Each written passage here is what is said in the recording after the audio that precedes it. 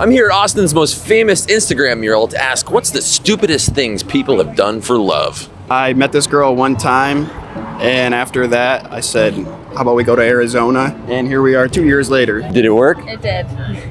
Definitely drive to Tennessee, like 11 at night. Definitely worked out, yeah. She's standing right there. You have to say that. Yeah.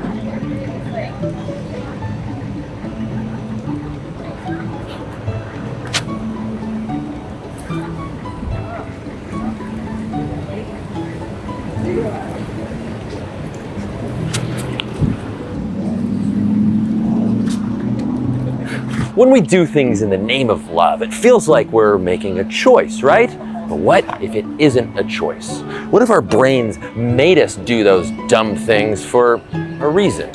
Well, science has figured out what love is actually for. And there's this one secret that completely changed how I look at the biological purpose of love. And it explains everything we do in the name of romance.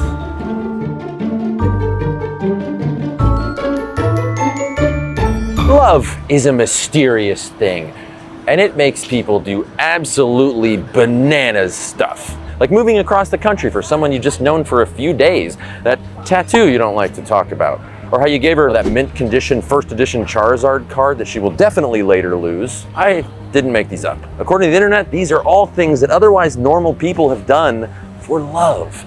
If we step back though and take a rational look at many of the things we do for love, they're stupid. There's no better way to say it. So why does a species that's smart enough to build rockets or unlock the secrets of the brain or write Romeo and Juliet like to throw gum in the gears of life in the name of love? Why did evolution forget to make us smart when it comes to love too? Well, what if doing irrational, illogical, crazy things in the name of love isn't a mistake? It might be that love is supposed to make us stupid. This might be the answer to why love exists at all. But to understand why that is, we need to look at what love really is. And well, that happens in the brain. Look, I know it's not exactly poetic to talk about, but love, just like any behavior that we do or emotion that we feel, it's something that happens in our brains. And that's thanks to chemicals flooding different parts of our brain and turning some of them on and others off for very carefully evolved reasons. In the early 2000s, researchers decided to put people who were madly in love into an fMRI brain scanner. And then they showed them pictures of the people that they were head over heels for. But what an fMRI is looking for is which parts of the brain the activity turns up or turns down. And when people saw pictures of their beloved, these areas lit up. These are the same parts of the brain that light up when someone takes drugs. It's our brain's reward circuit. Our brain floods these areas with the neurotransmitter dopamine so that we feel good and that we'll be motivated to do that thing again. If your brain in love is running the same program it runs on drugs, no wonder it feels like we're out of our minds. But there's clearly something even deeper happening, because sure, romantic love gives us a rush of pleasure, but it's more than that too. It's attraction, it's obsession, it's comfort and attachment. A brilliant researcher named Helen Fisher realized this, and she created this pretty genius framework for what love is. According to her, love isn't one thing or one mental state. It's three separate systems. One, lust or infatuation. It's driven by hormones like testosterone and estrogen, hormones that drive those fiery feelings of desire. And if you're sitting there wondering, desire for what? Well, go ask your parents, because I ain't your dad. Second comes the system that drives romantic attraction. Now, lust, that's a pretty broad feeling. Your brain is just looking for someone. But romantic attraction is focused like a laser beam. I want this specific person. This is where the dopamine floods kick in. Your brain rewards you to keep your attention right here. But that's not all love is either. There's a third system, attachment. Once we've focused in on that person, our brain is bathed in other chemicals like oxytocin and vasopressin. This is where those feelings of attachment come from. A calm sets in, a comfort, something that says, I want to stay with this person. What's interesting is that these systems probably evolved separately, which means that sometimes they can point at different people at the same time, which has caused a lot of misery and strife, frankly. But as far as we know, other animals, they only have systems 1 and 3. They have that sexual desire, a desire to mate, and plenty of animals have feelings of attachment, like the kind of attachment that makes offspring bond with their mother. But that second one, the obsessive, focused, romantic attraction that we associate with falling in love, only humans seem to do that. That's where we get weird. And when you're falling in love with someone, lots of other stuff starts going haywire inside your skull. Like your levels of serotonin, another transmitter. They drop in a way that honestly looks a lot like OCD. That would explain why you can't stop thinking about them, why they dominate your attention. Chemical compulsion? It's not very poetic, but I gotta give it to you straight, okay? Your brain has essentially marked this person as essential to your survival, and it will not let you forget about them. Other brain scan studies of people in love showed that it also deactivates some parts of your brain, like ones that we use for pretty important stuff, like judgment and critical thinking, and predicting whether what we're about to do might have negative consequences. So love pushes the feel-good parts, and it basically turns off your brain's fact-checking department, and the part of your brain that might, I don't know, notice red flags. It's like love actually makes you blind to good judgment. When evolution was crafting this whole mess called love, it apparently didn't want you second-guessing yourself the whole time, or really thinking straight in general. And the reason why is probably the most important part of this video. So pay attention. Okay, remember, natural selection keeps traits that help pass our genes into the future, and it eliminates ones that get in the way of that.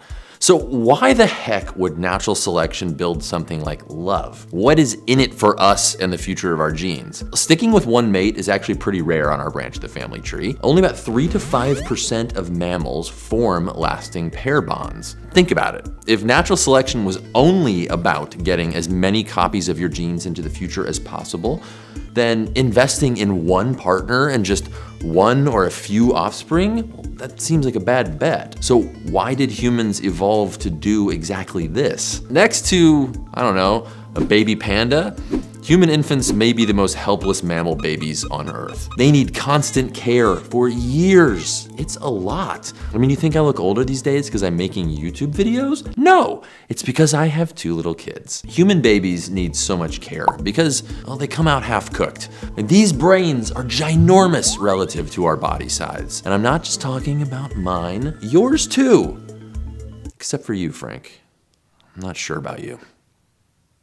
But to fit these galaxy brain noggins through the birth canal, we're born developmentally immature compared to other apes. I mean, imagine a single mom on the African savanna 200,000 years ago, trying to keep a crying, helpless infant alive, while also foraging for food, not getting eaten by predators, harnessing fire, or whatever else they had to do. It just doesn't work unless you have a partner to help raise that helpless infant. Most importantly, a partner who isn't gonna leave. And this is the insight that completely changed how I understand the biological purpose of love. Love is a commitment device. Okay, what does that mean? Well, if partnering up to raise young was purely 100% rational, there would be this huge risk of defection. Goodbye. And if both sides of the partnership are constantly calculating whether they can find better genes or better resources elsewhere, neither one invests fully, and their offspring don't have as good of a chance. Love solves this. From an evolutionary standpoint, romantic love is essentially nature's way of giving you tunnel vision. Its main job is to kill your wandering eye and broadcast to your partner that you are officially off the market. This was a huge advantage for our ancestors. Those who were good at catching feelings and signaling their devotion, well, they were much more likely to stick together to raise kids, because this hopelessly devoted strategy worked so incredibly well for keeping babies alive. The tendency to fall head over heels was passed down the family tree. And today, it's a nearly universal human experience. As recently as the 1990s, wait a second, that was like 30 years ago.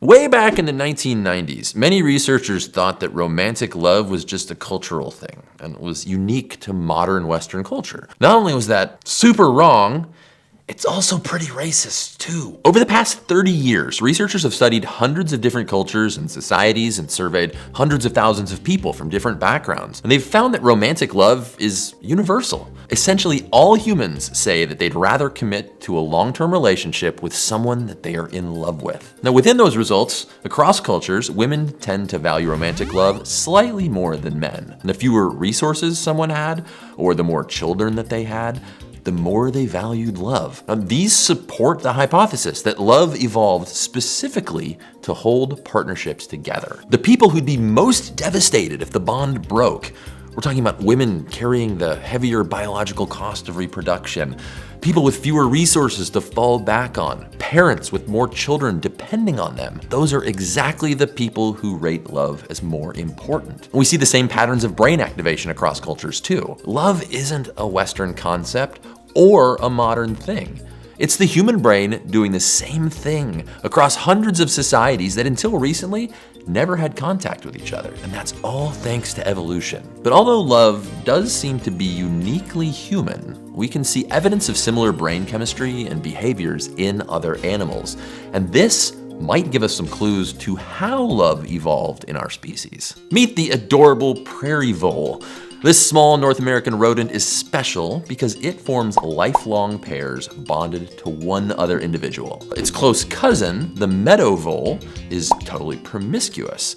It plays the field, literally, I guess, despite being almost genetically identical to the prairie vole. Now, the difference seems to be that prairie voles have more oxytocin and vasopressin receptors in the reward parts of their brain. These chemicals flood that reward system when they mate, and the partner becomes associated with that reward. Interestingly, when researchers blocked prairie vole oxytocin receptors, they began to act more like their meadow vole cousins. They stopped forming long-term pair bonds. Long-term love at the molecular level may be as simple as oxytocin and other chemicals hijacking our reward circuits and pointing our brains at one certain individual. But things don't evolve out of nowhere.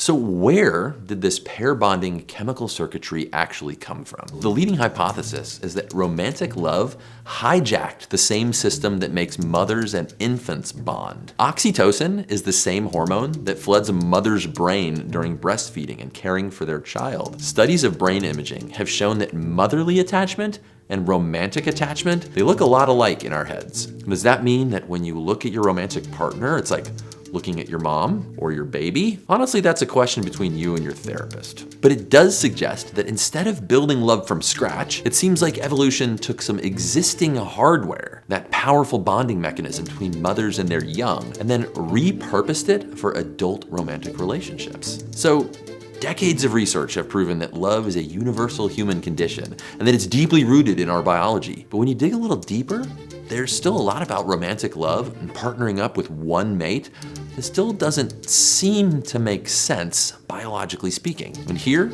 we need to think about game theory.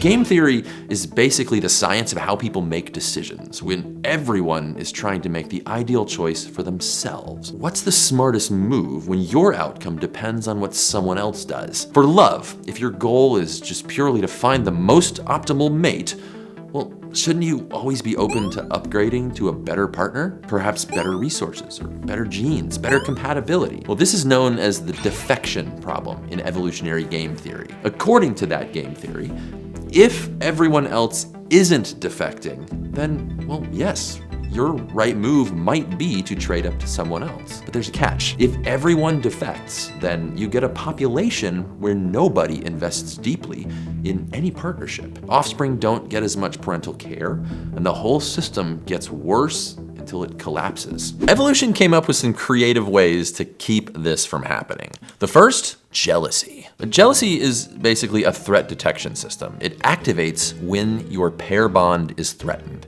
Your brain's reward and attachment chemicals have programmed you to protect your bond with that other person. It's uncomfortable because it's supposed to make you act. And when we lose that bond, we feel heartbreak. The grief we feel is so painful that it activates some of the same brain regions as real physical pain. So when a breakup hurts, you're not imagining it. These are specific things that evolved in our brains to keep us from defecting too easily and crashing this whole system. Love hurts because according to evolution, it should be hard to break. And this may solve our paradox of love.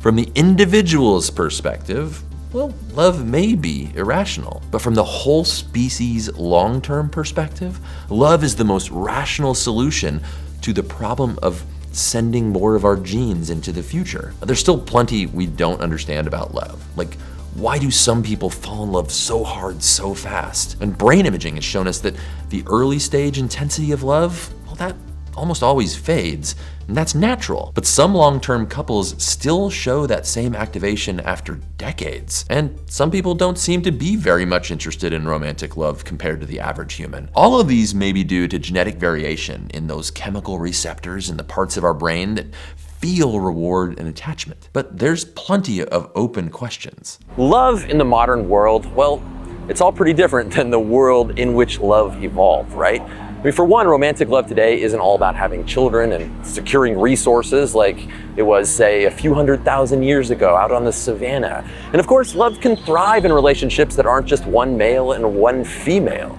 We are running on hardware that was optimized for a tribe of maybe 100 people in a modern world full of 8 billion people. Dating apps and a multi-billion-dollar entertainment industry that tells us what love is supposed to be.